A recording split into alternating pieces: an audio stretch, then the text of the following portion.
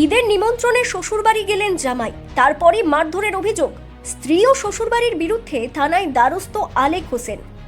পারিবারিক কলহ, দাম্পত্য জীবনের নানা জটিলতাকে কেন্দ্র করে স্ত্রী ও শ্বশুরবাড়ির বিরুদ্ধে একাধিক অভিযোগ তুলে আবারও আইনের দ্বারস্থ হয়েছেন আলেক হোসেন। গতকাল রাতে তিনি উদয়পুর মহিলা থানায় লিখিত অভিযোগ দায়ের করেছেন বলে জানা গেছে। অভিযোগকারী আলেক হোসেনের দাবি, প্রায় 4 বছর আগে তামান্না বেগমের সঙ্গে তার বিবাহ হয়। তবে বিয়ের কিছুদিন পর থেকে তাদের দাম্পত্য জীবনে অশান্তি শুরু হয়।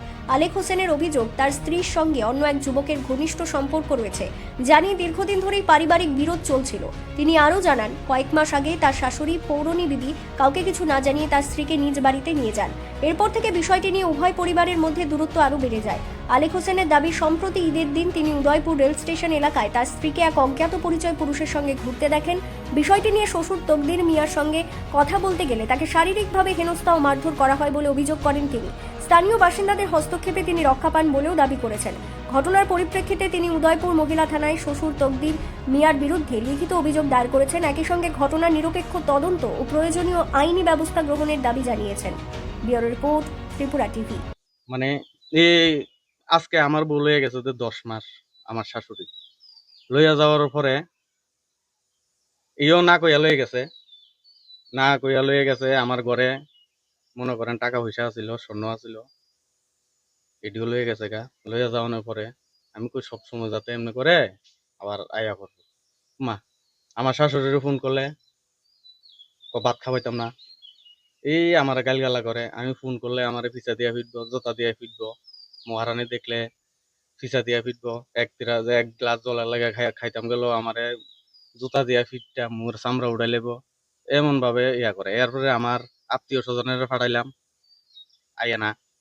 আমার মামা মামি আমার মোটামুটি আমার আত্মীয় স্বজনের সবাই গেছে আনতো।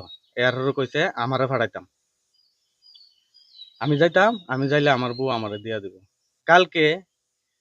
আজকে আমার বউ আমার শ্বশুর ভাই 10 মাস, 10 মাসের ভিতরে কালকে আমার ফোন করছে।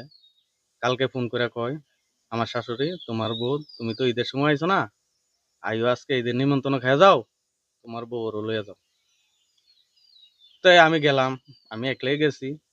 তারা তো এমন ভাবে প্ল্যান বানাই থয়ে রাখছে, আগে তারার মানে ডিসিশন আমার মারবো, তা আমি জানছি না। তা আমি একলাই গেছি, যাওয়ার পরে দিয়া তারা ঘরে বইছি, মনে 2 মিনিটও বইছি না। এরপরে বাইরে আইছি, বাইরে আনার পরে আমার শ্বশুর কোনান থেকে যাই না বাইক দিয়া, আর একটা ফুলা বাইক দিয়া লই আইছে। আমার শাশুড়ি কইছে আমার বউরে, মানে আমার বউ তামান্নারে কইছে আমার শ্বশুরের ফোন করতো।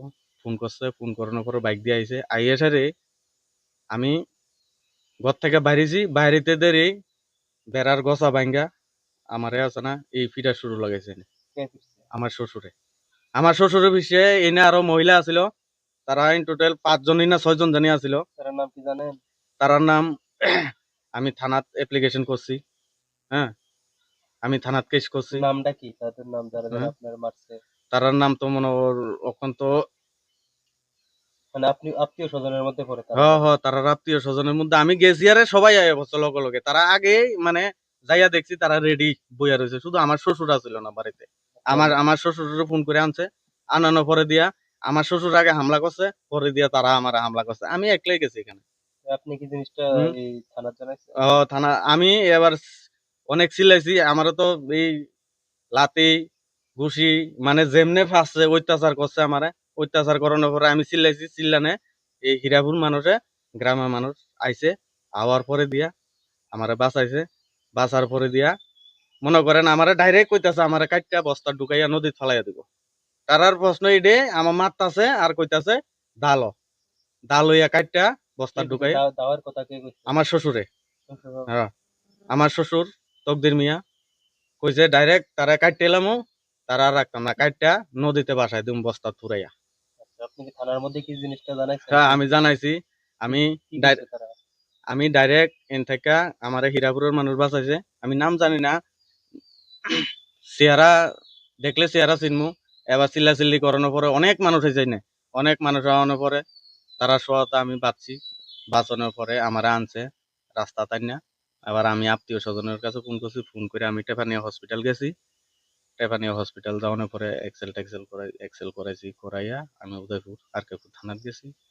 আরকেপুর থানাত যাইয়া আমি তার নামে মামলা করছি।